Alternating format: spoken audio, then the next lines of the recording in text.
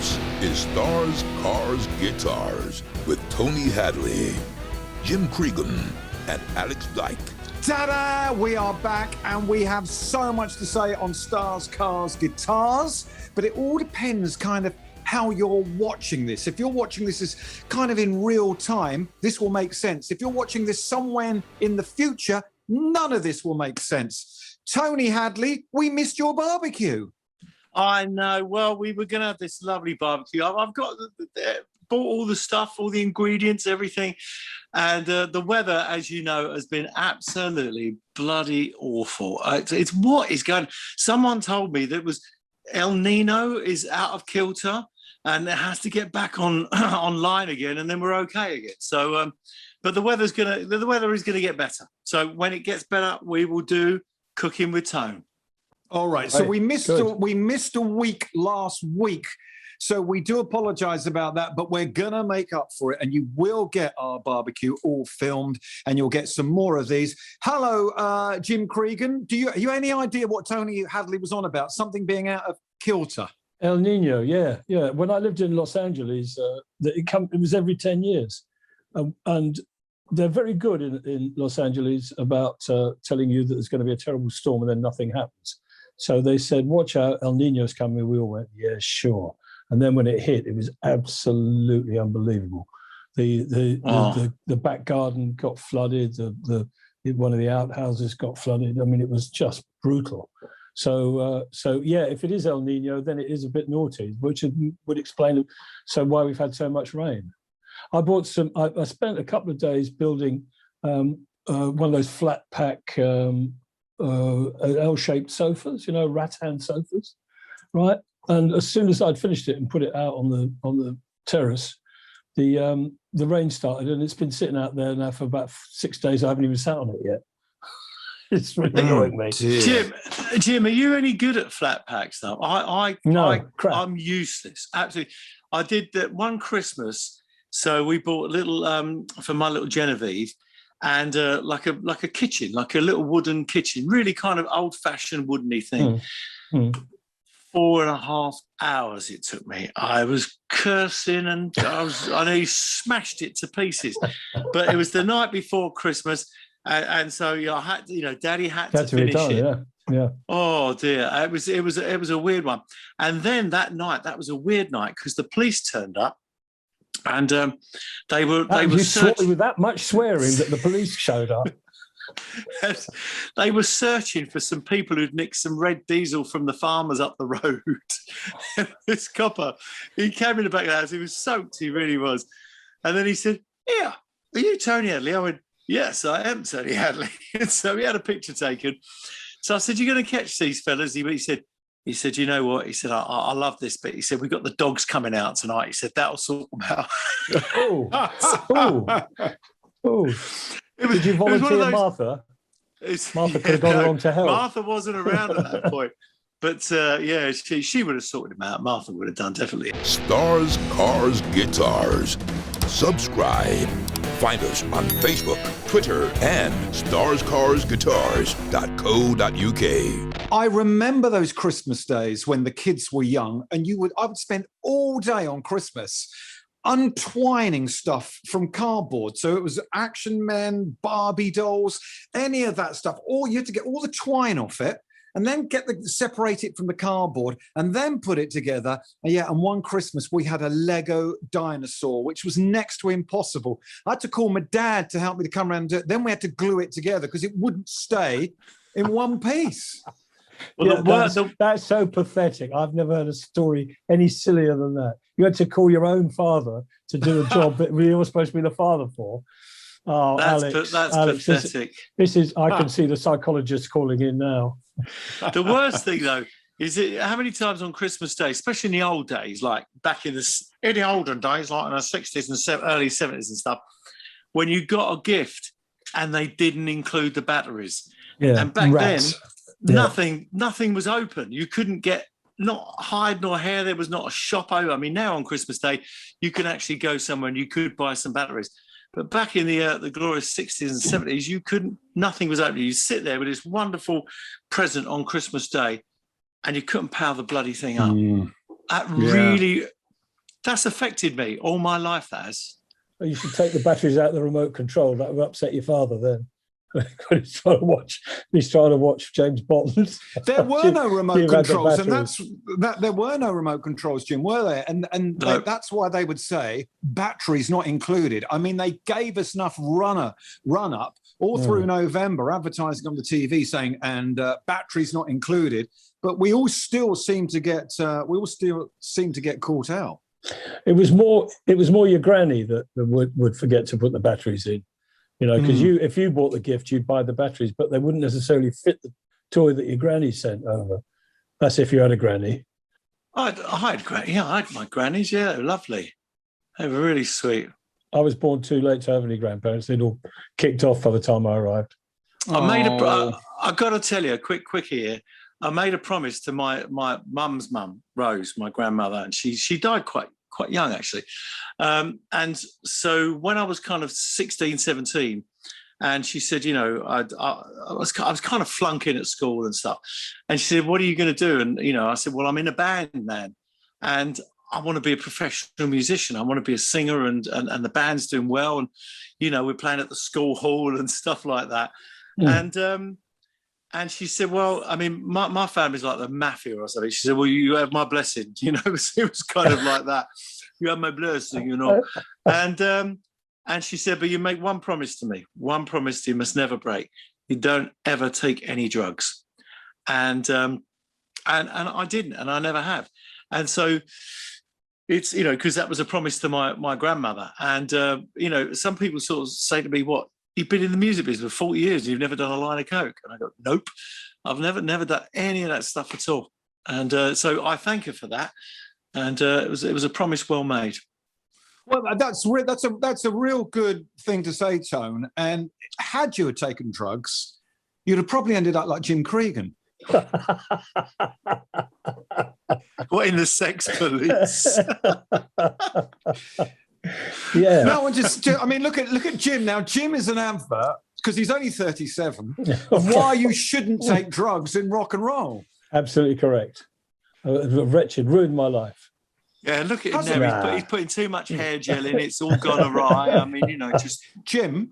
Yeah. Have taking drugs and going to the rock and roll parties that you went to, has it physically or mentally taken a toll on your body now? Are there things happening to your body, or things you can't do, or has it irritated your sleep pattern? Is there things that you put down to drug abuse? No, but I did find taking mind-altering drugs in the 60s, very interesting, taking LSD. And there's a whole new thing about LSD in the paper at the moment, which is quite interesting, that they're discovering that it can be really helpful for people with trauma and depression and all sorts of things. I found taking LSD very interesting. There were a couple of times I didn't like the effect, what was called a bad trip. I had two of those, and then after the second one, I said, that's enough of that. But when you've seen so many people, so many of your peers meet a very, very early ending to life because of alcohol and drugs, did you get out just in time? Did you have some more scrapes? No, I would say I don't have the propensity to be addicted to anything other than maybe coffee. I'm not an alcoholic, although I love a drink. I've taken loads of drugs in the past, but I was never in that place where I've got to have some now. I never had that problem. The worst of the drugs, I think, the one that had the most effect on me was hash, smoking hash. I smoked hash as a young man for several years, and the reason it's called dope is because that's what you become. It demotivates you, and eventually it will make you paranoid. And I found I gave that up one day when I smoked this job. I was borrowing my dad's car, so I took him to the golf course. We're not that posh at all. It was a Ford Anglia. I will make that clear. And he went off to play golf, and I sat in the car and I thought, I might have a joint. So I had a joint, and I sat there in the car, and I was so stoned. A, I couldn't drive, and B, I wasn't happy. I didn't like it. This is great. I thought, this is terrible. I hate this. I feel awful. So I stopped. That was, I didn't have any of that thing that says, "Oh, this has got such a hold on me. I'm gonna want to stay with it." No, I walked away, which is how I am with lots of drugs. I mean, the thing with me is that I am actually quite an addictive person. I mean, when I used to smoke, wow, I used to, 2 packs a day. I was in the studio, it'd be 3 packs a day. Thank God, that's best a lot. thing. No, I used to smoke. It was the most. When I look back on it now, I've always said in my book, I said I don't have any regrets. I just wish I hadn't made so many mistakes. But I do regret smoking. That's not because I've got any. I don't think I've got any damage, but it's the stupidest thing that I ever did, especially as a singer. Yeah, and yeah. and every doctor you ever see will always say, "Tone, that was the best thing you ever did." I gave up when I was 38. And funny enough, quick story. So I gave up smoking the day before I lost the court case. And I'll always be eternally grateful to my young son Mackie. I think he was eight at the time. I think he was. Yeah, it must have been 8 at the time. Yeah. And there were the adverts on TV, or, my mum's got cancer, my dad's got cancer, they've got 3 weeks to live or whatever, 3 months. And he saw these adverts and they had a real profound effect on him. And he said to me, literally the day before the court case, "Dad, please give up smoking, please give up smoking." I said, "Yeah, I will, son, don't worry." "Yeah, but you always say that." And he said, "Please." And he had tears in his eyes. And I said, "All right, I'll give up. He said, "You promise?" I said, "I absolutely promise." He said, "You have to shake my hands." Again, it's another promise. And I shook his hand. And the next day was the court case. And that's when I heard that I'd lost. And I gave up smoking. If ever there was a day when I needed bad time, a fag. But do you know what? I will always be thankful to him for that. And I've never smoked a cigarette since. And I can't even imagine smoking now. And the thing about the drugs, Jim, for me, is what you worry about, especially your kids when they go to festivals and stuff like that. And some boy goes, "Here, mate, 15 quid, you can pop that and it'll make you feel wonderful." You've never met this person in your life before, and you're willing to trust them almost with your life. And I agree. Is the scary thing, I think, for young kids today. I mean, wow, I just wouldn't do that. Just to me, that's just crazy. Yeah, I agree with you. You're absolutely right. Yeah, know your drug dealer well. Know where he lives. Have his bank account details. Jim, you shouldn't joke about it. I don't think we should joke about it. I really don't. I'm with Tone on this. I took LSD once and had a really, really bad trip. I never smoked.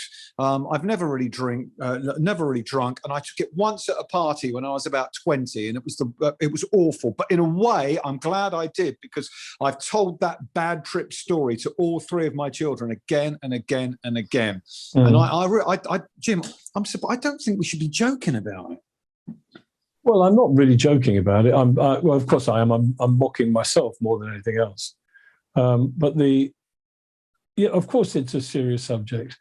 But the trouble we have is that people will want to take drugs no matter what the law says, no matter what your parents say. No, any of these things. It's very hard for people who want to take drugs to walk away from it. I think we need better education on people until maybe the need to take drugs would go away. I mean, I took it mostly out of curiosity and a certain amount of peer pressure. But I'm lucky to be a survivor, I guess, if I'm going to be really honest about it. But on the other hand, if the drugs were organised by the government, like the pharmaceutical companies, you could get all the drugs would be pure, and you'd risk all that risk of being given something that's not the real thing and killing you. That would go away.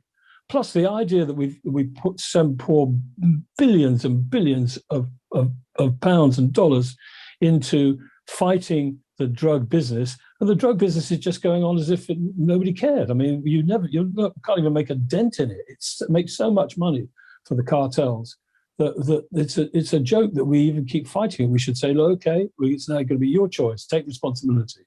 You want to take drugs? Okay, we'll give you some rehabilitation. You can come to a place that we organise, like they do in Scandinavia, where you have to buy your liquor from a government liquor store. We could pour the money back into the NHS and all sorts of things. mean, it's stupid to think that you're going to stop it, because it's not going to be stopped. No, It won't. Nobody's going to stop it.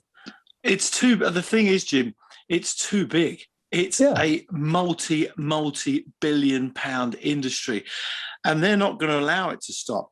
And also, I mean, I don't know where I stand on this. I've sort of flipped from one side to the other over the years. It's a weird one, isn't it? I mean, because the one thing, for instance, we're talking about smoking cigarettes. Young kids want to be rebellious. That's what you want to do. When you're 16, 17, 18, 19, I wanted to dress up like Robin Hood or Captain Scarlet and you know, embarrass my parents and everything else. You know, punk was great, loved it. And the one thing now, because most parents of a certain age have given up smoking. I don't know any of my friends that smoke now. No. But if you see your young kid smoke, that would really piss me off. And yeah, I suppose it's I don't know. Do you kind of make drugs just so available that it becomes not really trendy? And I don't know. It's a difficult one, isn't it? Yeah, I think that's an interesting point. I think it's a very interesting point. But if you look at smoking, picking up on what Tone said, right? In the 50s, if you saw James Dean dragging on a cigarette or Marilyn Monroe, I think, I hate to say this because I hate smoking, I think they look cool. You could have a cigarette and you could look cool. Now when I see people now queuing up at the supermarket to buy their cigarettes, I think it looks sad. And when I see people smoking now, I think it looks filthy. Yeah, it's weird because you're saying that about Marilyn Monroe. I mean, I love Frank Sinatra and Sammy Davis and Dee. I mean, those guys, when they were the Rat Pack, they were on stage smoking and everything. And I used to smoke Gitans and Gaulois because David Bowie used to smoke Gitans and Gaulois. And I was, as a kid, went to Paris and knew all the girls in the Lido and stuff. And so I thought it was super cool because David Bowie smoked Gaulois and Gitan. But now I think you're right. It's kind of like, really? And you see people outside the offices having a quick drag and you think, oh, mate, just kind of give it up, you know? So it's a wicked drug. It's a wicked drug. Oh, God. I mean, if you think, I suppose, in comparison to drugs, smoking kills infinitely more, along with alcohol as well. I mean, you know, you listen to people who've had alcohol problems and stuff, and I've seen it, and it's terrible what it does to families and people. It really is. Did you, Tone, when you were at parties in the 80s, most parties you went to, record company dues, maybe after TV shows, were there people there offering you a line of Coke at just about every party, or did it only happen a few times? I've always been quite sort of vocal about, and you know, I'm not into the drug thing at all, and I've always been anti-drugs. And I remember that there was someone come up to me. I mean, people have done. I go, look, I don't take drugs, so back off, you know. Oh, okay. And they're usually quite respectful of that. But I had one person, and he kept on going, oh, go on, mate, come on, join us, come on. I said, I told you, I don't take drugs. In the end, I lost my rag. And I sort of told him in no uncertain terms, back off, or, because, I don't know, it just wasn't my style, wasn't my thing. But, I mean, I saw it. I mean, I saw countless people around me doing it. Did you see people that were really famous and people you admired, absolutely stoned, looking ridiculous, laying face down on a sofa? Yeah, I've seen a few of those. That's alcohol, isn't it? That's alcohol does that. That's probably me on a couple of occasions, actually.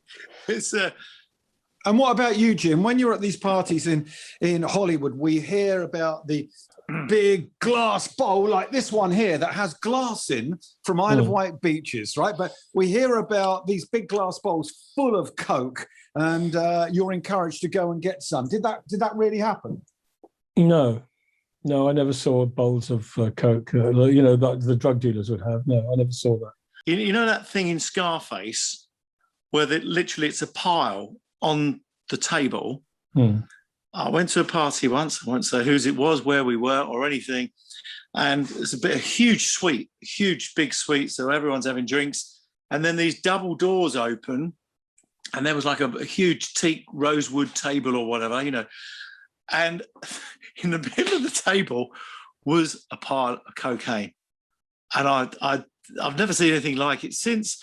And I was just like, oh my God, this is a bit wow. Yeah. That was like being in some sort of Hollywood film or something. That was Scarface. Yeah. Really weird. Yeah. Yeah. Okay, guys, let's change the subject. I think it's time for Mailbag. Oh, good. Yay! Love Mailbag. Mailbag, mailbag, mailbag. Stars, cars, guitars. Oh, Tone waits for this every episode. We can't do it in every episode, but Tone, it's Mailbag. I love Mailbag. All right, well, let's start with this one, which comes from David Hand, who says, love the podcast. Hey, guys, your podcast has made me smile through lockdown and those miserable days of winter. Keep it going. Don't overcomplicate. We love the rawness of it. Thanks, guys. So does David think this podcast is a little bit homemade, and is that part of its charm? We never know what to be honest, Dave, we never know what we're going to talk about. I mean, so what are we going to talk about this week? And then we just get on to different subjects, and it's just it's not scripted. It's completely off the cuff. That's probably why we said some stupid things over the weeks, but hey ho, you know. Carl Reed here says, when the pandemic is over and you can all meet up again, why don't you film the shows from pubs and restaurants? That will make Tone happy. And then there's a smiley face and a thumbs up. Yeah. I love that. We could do a tour of Britain's pubs. Did you ever see the TV thing with Ross Kemp's Britain's toughest pubs? We could just go to Britain's loveliest, wonderful gourmet pubs, you know, sort of thing. Yeah. Friendliest pubs. The friendliest pubs. Yeah. But that programme Ross Kemp did, honestly, he walked into some places and it was like, whoa! I mean, he's a brave fella for that. But well, I guess when you've got a camera crew with you, and you know it's going to be on the BBC or whatever channel it was, you know, it's a bit like those. You forget that there's a whole bunch of people with microphones, lights, and cameras walking behind him, right, when he goes into the pub. Yeah, he's hardly in there on his own, is he? Well, no, but some of the places he went to, honestly, Jim, were like, whoa. He wouldn't, and the other one he did, which was incredible, was the world's toughest prisons, and he went to one outside Cape Town, and I watched it, and that was scary. That was really, really scary, frightening, horrible. Anyway, sorry. But I think the pub idea, the tour of Britain's pubs with fine food and fine ale, is a good one. Yeah, great. Yeah. Tom, can I just say, I think it's important to say that we are doing these audio podcasts now for people who are running, maybe working in their office or whatever, and we're doing them for YouTube as well, and we're doing them on Zoom, and they don't flow quite as well as being sat around the table. We don't get so much eye contact, but we can't wait to get out and start filming stuff, including coming very soon, Tony Hadley's barbecue. Oh, it's going to be great. It's going to be marvellous. You'll love it, chaps. Okay, well done, Carl. The pub idea is a hit. This is good. This is Lee Jameson, who says, there are rumours of a Rod Stewart biopic film. So who is going to play Jim? Do we know anything about this? And Jim, any thoughts? No, I don't. I mean, it's. I would say it's obvious that at some point there's going to be a biopic, because with the success of the Queen one, everybody's thinking we could make. How much did they take? $1 billion or something? I know that my friend Roger Taylor went out and bought a 150-foot yacht on the back of it, which I'm still waiting for my invitation, Rog. And can I have one too? Because I know Roger too. Yeah. I'll tell him. Yeah, we could shoot one from Roger's boat. That's a great idea. Yeah, I could ask him. But anyway, the biopic, who's going to play Jim? That's a good question. I've not a clue. Maybe my son in a curly ginger wig, you know, because he hasn't got red hair. But yeah, of course there'll be a biopic eventually. Yeah. Hopefully they'll use loads of my songs so that I can retire buy the yacht that Roger's got. Yeah, I know. So the Elton John one did quite well as well, didn't I? I thought that was good, the Elton one. So, I thought the dancing in the streets of Pinner was a bit odd. I didn't think it knew quite what it was. I didn't dislike it, But there were moments when I thought, what's going on? I mean, do you remember the dancing sequence in the high street of Pinner or something? Yeah. And I'm with you, Jim. I thought, too much of a musical for me. Yeah, I mean, you didn't need to do that because he's got such an interesting life and he's such a funny character. I mean, I've spent quite a lot of time with Elton. I toured America when I was in Family for 13 weeks with Elton, and so we got to know each other quite well. And he's one of the funniest people you're ever going to bump into. So it could have been just a great time looking at. And if Elton had anything to do with the writing, it would have been hysterical. But I mean, I don't get what happened there. I know the momentary brainstorm or brain fart probably let's have dancing people in it. No, not really. Tone, have you ever been portrayed on screen? Has there ever been a Live Aid or a Band Aid drama? Funny you should say that, Tom. Whilst the Eurovision Song Contest was on the other night, I was completely unaware of this, and I recorded it and just watched the results. How we didn't get a point at all is just nonsense. Anyway, but so then all of a sudden I started to get people texting me and saying, you're trending on Twitter. And when I went to my Three Counties radio show on the Sunday morning, Toby, my producer, said, oh, you're all trending on Twitter. I said, what is this trending on Twitter? I don't know. But by all accounts, the guy from Switzerland, they look like a young version of me. By all accounts, I don't know. Oh. So people, what does that mean when you're trending? Tom, you'll know this one. Yeah, I was the one that messaged you. Oh, you were? Yeah, it was me. I must have had a glass or two of collapse there, I might say. For a brief moment, you were one of the hot topics on Twitter in the UK because so many people were saying, this guy looks a bit like Tony Hadley. I fancy doing Eurovision next year. Yeah. So I just joke. No, I wouldn't. Mm. No, I don't think I would. Although there's a part of me that's almost kind of thinking, I don't know. It's a bit of a weird one, isn't it, really? Well, a mate of mine won it, Andy Hill with Bucks Fizz. Oh, yeah, I know. Brilliant. Andy Hill's a very, very, very good friend of mine. But great writer. Yeah, he is, yeah. He's a great writer. In fact, we've written a song that might suit you. But we'll talk about that later. Yes. The idea that it can be political, I think, has got some resonance with me.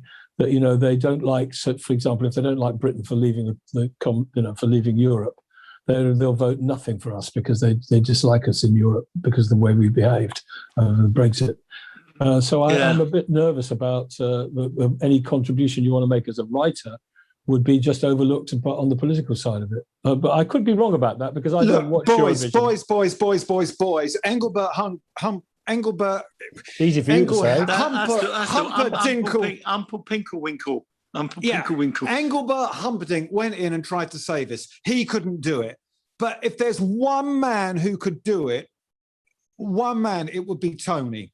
I think we should put Tony up for it. But Tony, how would you feel if you can? I always remember someone saying to me when we watched that big fight years ago, probably at the end of the 80s, when Tyson and Frank Bruno went in the ring, right? Yeah. Tyson won, but Frank Bruno came out of the ring the winner that night, right? He had the hearts of the people behind him.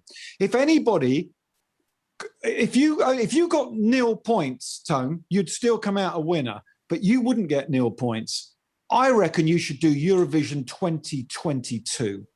Would you do it? Somebody's got to buck the trend, haven't they? With an absolutely cracking song. None of that stupid nonsense that most of them dress up looking like idiots. Someone with a cracking song and a great performance. Who knows? But Tone, answer me now, right? Okay. What about a song specially written called Platinum? It's one up from gold. That would be a great idea. Would you do Eurovision 2022? With a song called Platinum? Oh, absolutely. We got to go. All right, okay. Where are we going on this? Remember where you heard it first. We are out of time. Stars, Cars, Guitars. We'll see you next time. Bye, everybody. God bless. Take care. Bye, guys. Stars, Cars, Guitars was produced by Tom Stroud.